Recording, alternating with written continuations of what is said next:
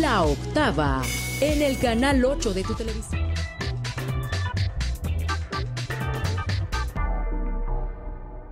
Seguimos de regreso en el octágono. Estamos conversando con tres integrantes de Poder Prieto sobre racismo. Y bueno, a ver, antes de la pausa estábamos hablando de este tema de la llamada cultura de la cancelación.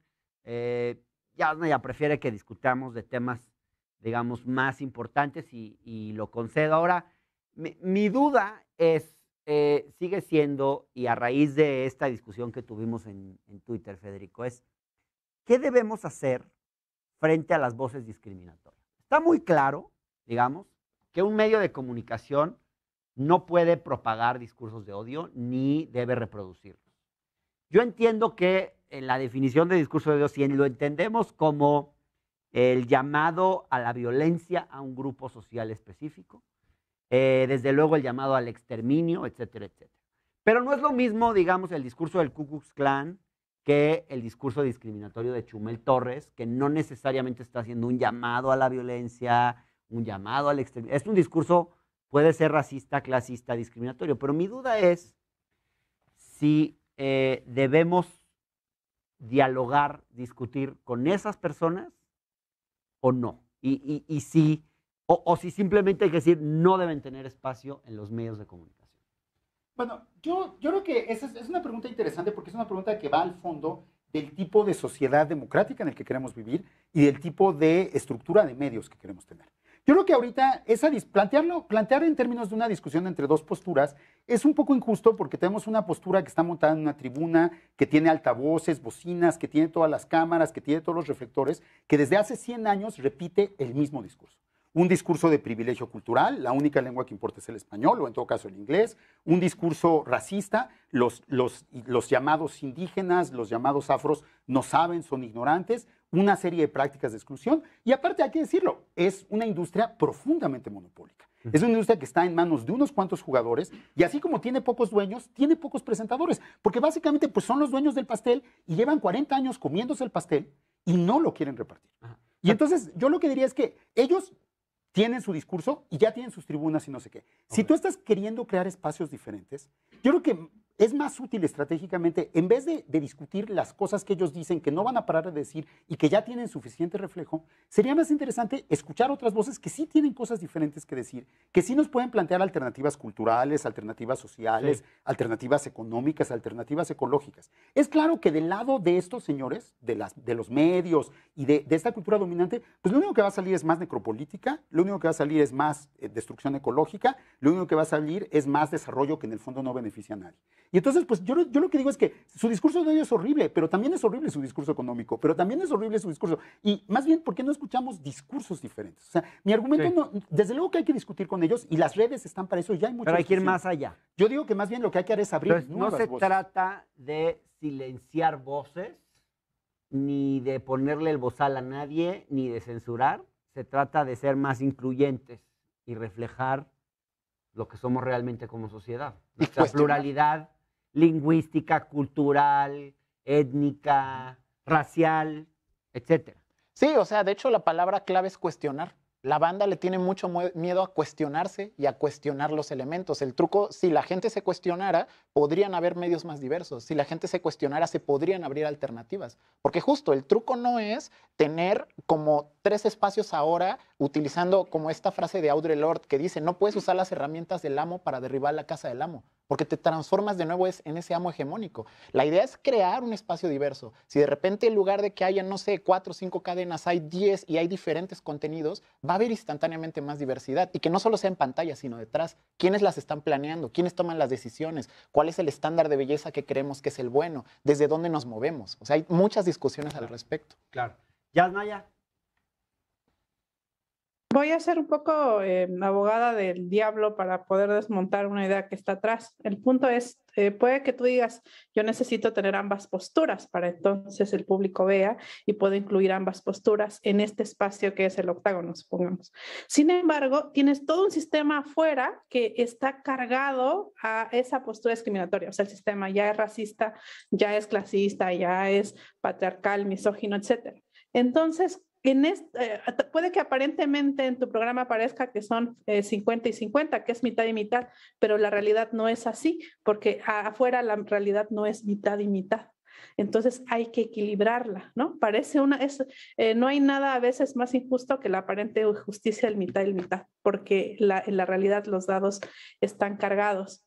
Entonces, en ese sentido, por un lado hay que considerar eso. Por el otro lado, hay que considerar cuál es el objetivo. Sabemos que a veces muchas de esas personas no tienen una intención de cambiar de opinión y no, por lo menos públicamente, porque de eso depende gran parte de cómo funcionan, de su imagen. Y sabemos que cuando alguien cambia de opinión, pasa por otros procesos y no lo va a hacer en una mesa al aire, pues va a tener que pasar por procesos, ya sea personales, ya sea que nos cae en el 20, a todo el mundo nos ha pasado eso, que nos cae el 20, pero no lo vamos a hacer porque antes vamos a salvar la cara en los medios. Entonces, ¿cuál sería el punto de invitar a una aparente 50-50 o 50-50 del mundo que yo no respondería ¿no? evidenciar a los racistas, evidenciar a los clasistas, evidenciar a los machistas, porque si bien tú dices, pues sí, los dados ya están cargados a favor de ellos, la realidad es que no discutimos sobre eso. Está ahí, pero no son posiciones abiertas, claras. A mí, cuando veo que esas posiciones se van presentando de forma más o menos abierta, me parece importante confrontarlos, me parece importante denunciarlos, pero también me parece importante porque tengo la impresión de que en nuestra sociedad a veces solo discutimos con quienes piensan como nosotros y hacemos poco el ejercicio de debatir, de discutir con quien piensa diferente. Me parece que es algo que está pasando mucho en México hoy. Hay los anti-4T, los 4T, y no hay, muchas veces no se escuchan entre sí. Y yo creo que, por ejemplo, las posturas de ultraderecha que han emergido en nuestra sociedad, que están ahí presentes, no van a dejar de existir porque les neguemos un espacio, porque no les demos voz. Me parece que al contrario, cuando se la censura, etcétera, solamente se victimizan, se dicen cancelados y al final, pues en esta sociedad no hay manera de cerrar los espacios porque, pues digo, Trump le cerraron Twitter, pero ya creó su propia red social, por dar un ejemplo extremo, ¿no? Digo, no todo el mundo tiene el dinero de Trump. Por eso me parece importante, insisto, este debate entre quienes defienden discursos incluyentes y quienes están en una lógica de discriminatoria, pues. ¿Hace sentido? Yo creo que es importante que haya una conversación pública, una conversación social sobre estos temas, y creo que desde luego los argumentos de la ultraderecha se tienen que rebatir con ideas, con argumentos. No se trata de censurarlo. A mí me parece ridículo, por ejemplo, que este hombre Cuadri se dé ahora por censurado cuando sale todo el tiempo en las prensa, ¿no? O sea, digo, es que también, o sea, pero también una cosa que hay que entender es que estos señores que han sido los dueños del pastel durante 15 años, en el momento en que les queramos quitar una migajita, van a dar de alaridos porque los estamos cancelando. En el momento en que les digan que esa rebanada ya no es para ellos, se van a quejar de que qué injusto que les quiten la rebanada si ellos han tenido todas siempre. Entonces también, esas son lágrimas de cocodrilo y también hay de debates a debates, es lo que te diría, ¿no? Y yo creo que más allá de que, yo creo que, por ejemplo, un debate entre las personas trans y las personas que niegan la legitimidad de la existencia de las personas trans no puede existir. Eso no es un debate porque tú no puedes debatir con quien niega tu existencia. Como tampoco podrías tener un debate entre los nazis y los judíos, por dar un símil muy exagerado, pero que, bueno, para dar la idea, ¿no? O sea, no puedes poner al movimiento afroamericano a debatir con el Ku Klux Klan porque hay cosas que no se pueden debatir. Pero yo creo que dentro de la conversación pública, lo que sí puedes tener es que si tú le decides dar espacio a voces transfóbicas, por ejemplo, bueno, tu decisión editorial, pero sí deberías buscar que haya equilibrio y darle un espacio equivalente. No mesa a mesa, porque el nivel de violencia que puede haber de someter a una persona trans a que tenga que lidiar con una persona que niega su existencia es un nivel de violencia que no es la base de ningún debate constructivo. Lo que tenemos que crear son espacios alternativos de conversación, no necesariamente debate. No siempre vamos a poder estar de frente a frente y no siempre va a resultar una catarsis en que al final nos abracemos. Nuestras diferencias son demasiado profundas, pero yo creo que es una cuestión de balance de los contenidos que se presentan. Pero justamente yo creo que es importante el debate porque siempre hemos tenido la idea de que el racismo nos divide y entonces que hablar incluso de racismo es polarizante y entonces no se habla del tema. Yo creo que el tema va a polarizar inevitablemente y que lo mejor es esa discusión que está ahí, esa tensión que está latente en la sociedad, traerla aquí y que esas dos posiciones, digamos, tengan una discusión. Porque tú dices, una persona que tú calificas como transfóbica, que dices que niega la existencia de una persona trans. Eso es desde tu perspectiva, pero puede ser que esa persona no entienda que está negando la existencia de la persona trans, a menos de que haya un debate o un diálogo en el que tú se lo puedas explicar. Yo creo que mientras no acerquemos posiciones y no seamos capaces de sentarnos a dialogar, tampoco va a haber un proceso pedagógico donde el otro entienda que está discriminando. O sea, mi punto es, no es equivocado cerrar la posibilidad del diálogo, de la discusión, que al final es de lo único que puede salir algún tipo de entendimiento, porque si no cada quien se atrinchera en sus posiciones. Pues yo voy a poner dos ejemplos. El primero es, yo le puedo decir a una persona que tiene severos problemas emocionales o que no tiene ciertas herramientas emocionales que vaya a terapia. Le puedo decir, le puedo llorar, podemos tener una intervención. Si la persona no quiere ir a terapia, no va a ir. Y quien se va a desgastar soy yo. Entonces yo puedo sentarme a hablar con alguien que tiene un discurso racista. Voy a hablar ahorita dando un ejemplo. Una persona blanca, discuto con ella, la persona tal vez se va sensibilizada un poquito, pero a quien van a discriminar cuando yo salga es a mí, a quien van a seguir en el súper cuando quiera comprar mis cosas es a mí, a quien tal vez van a detener es a mí, al que le van a seguir negando espacios es a mí. Esa persona puede llegar a su casa y decir, híjole, sí, me pasé de lanza, y se va a dormir. Por eso es complicado intentar educar a los racistas. Para eso están las escuelas. Y si no están las escuelas, que agarren y se metan a Google hablando de la gente que tiene acceso a los medios digitales. Las demás personas, pues hay que cuestionarlas. Sí hay que cuestionarlas, sí hay que tener un debate público, pero hay que generar espacios seguros para las personas que están en una situación que el sistema les pone en vulnerabilidad. Déjame darle la palabra a Yasnaya y nos vamos a una pausa y a ver, por favor, Yasnaya.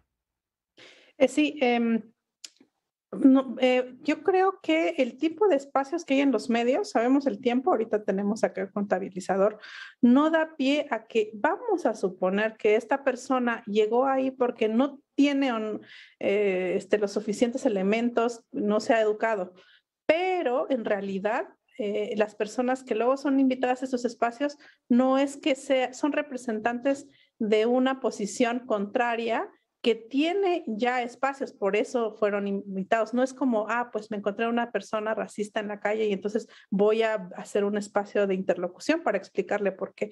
Son personas que tienen ya posturas muy fijas porque además están defendiendo ciertas agendas. Eso es lo preocupante y que el formato tampoco da tiempo para desmontar todos los presupuestos, presentar los datos, etcétera, etcétera, etcétera, para poder tener incluso siquiera para que alguien cambie de opinión, o que a mí me ha pasado en cambiar de opinión, es sentar presupuestos básicos.